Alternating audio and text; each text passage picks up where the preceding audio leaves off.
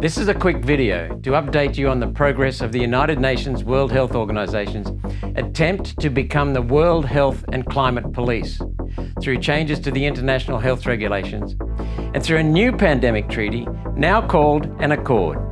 This video replaces one that I made back in January that's now out of date, and while I appreciate people sharing it around the world, I ask people to stop sharing that video now because times have changed and it's no longer accurate.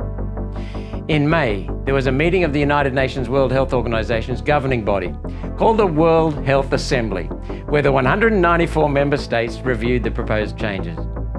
No vote was taken.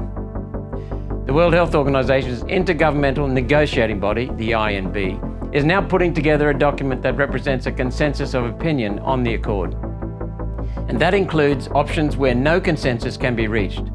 This new zero draft version 5 of the Pandemic Accord has been released, and while it grabs less power, it still grabs way too much power. With more meetings happening in Zurich this week, One Nation will hold off further comment until we see version 6 in a few weeks' time.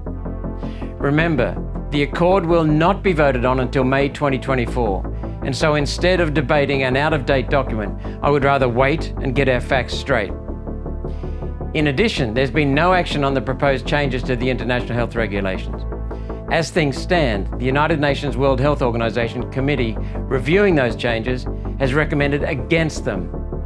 Our staff team and I expect that the United Nations World Health Organization Accord will be dealt with first, and then afterwards the regulations will harmonize with the Accord.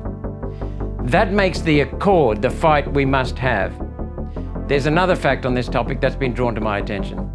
The Minister for Infrastructure, Catherine King, replied to a constituent complaint about the United Nations World Health Organization's power grab. And in that reply, she said something very disturbing.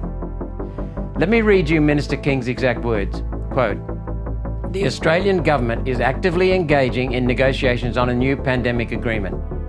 This will include consultation across government, as well as relevant stakeholders and the public." The quote continues, "This process is transparent, and stakeholders and the public can engage through public hearings, led by the World Health Organization.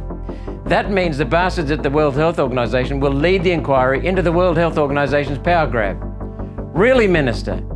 This tells me our global autocrats down there in Canberra are already preparing for a stage-managed coronation of the World Health Organization as the world's global health police. Screw that. If we have to, One Nation will defend Australia's sovereignty all the way to the High Court. This United Nations World Health Organization Accord cannot stand as long as it makes Australian interests subservient to this rotten, corrupt shadow of its former self, under Big Pharma's ownership and under a terrorist's leadership.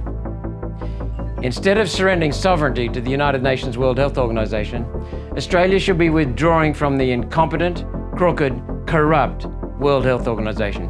Withdraw now. Authorised Malcolm Roberts, Brisbane.